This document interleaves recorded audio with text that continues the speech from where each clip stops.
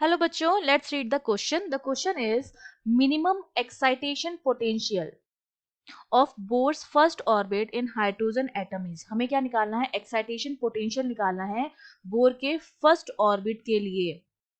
ठीक है, तो देखो इस क्वेश्चन को सॉल्व करने का हमारा जो की कॉन्सेप्ट रहेगा वो हमारा क्या रहेगा? की कॉन्सेप्ट में हमें पता है कि इलेक्ट्रॉन जो होते हैं वो अलग अलग ऑर्बिट में क्या करते हैं? रिवॉल्व करते हैं. ठीक है, तो n इक्वल्स टू 1 जो होता है वो आपका ग्राउंड स्टेट होता है, और उसके बाद फिर आपका n इक्वल्स टू 2 आता है जो आपका फर्स्ट एक्साइटेड स्टेट होता है, फिर सेकंड एक्साइटेड स्टेट, फिर थर्ड एक्साइटेड स्टेट. इस तरह से आपके क्या होते हैं? स्टेट्स होते हैं, ऑर्बिट्स होते हैं. जब इलेक्ट्रॉन एक स्टेट से दूसरे स्टेट में जाता है उसको हम कहते हैं एक्साइटेशन. n से आपका 2, n इक्वल्स टू 1 से आपका n इक्वल्स टू 2 में इलेक्ट्रॉन चला गया एनर्जी लेकर. तो वो जो मिनिमम एनर्जी होती है, जो इलेक्ट्रॉन को एक ऑर्बिट से दूसरे ऑर्बिट में जाने के लिए जो एनर्जी रिक्वायर्ड होती है वो हमारी होती है एक्साइटेशन एनर्जी. ठीक है, एक्साइटेशन एनर्जी आपकी जो होती है वो क्या होती है? Energy required to go electron from one orbit to second orbit.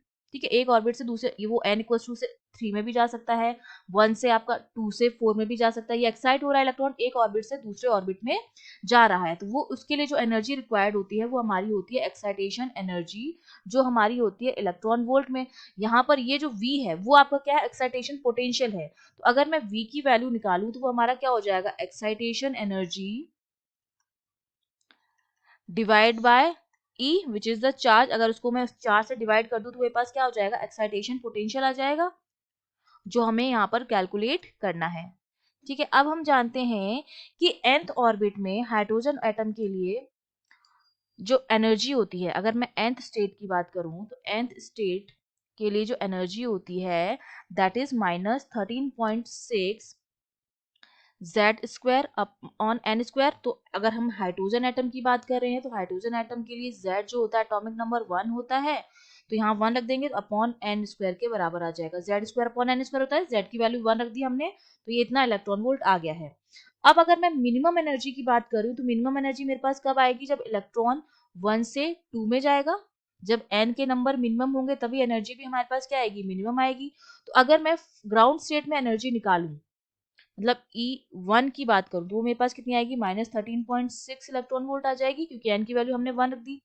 Similarly जब मैं फर्स्ट एक्साइटेड स्टेट की बात कर रही हूँ, मतलब n की वैल्यू 2 रखी हमने, तब एनर्जी हमारे पास कितनी आ जाएगी? -13.6 अपॉन n की वैल्यू 2, तो 2 का स्क्वायर, इसको जब हम सॉल्व करेंगे आएगा -3.4 इलेक्ट्रॉन वोल्ट.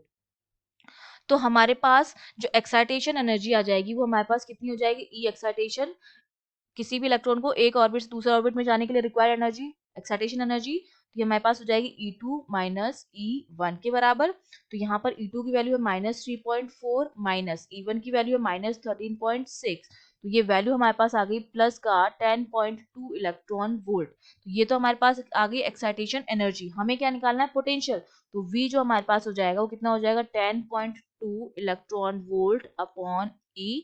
ई से ही कैंसिल हो जाएगा, ये आ जाएगा 10.2 वोल्ट. ये हमारे पास क्या आ गया? एक्साइटेशन पोटेंशियल आ गया है हाइड्रोजन एटम के लिए, minimum excitation potential.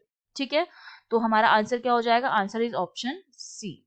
I hope you understood well. All the best.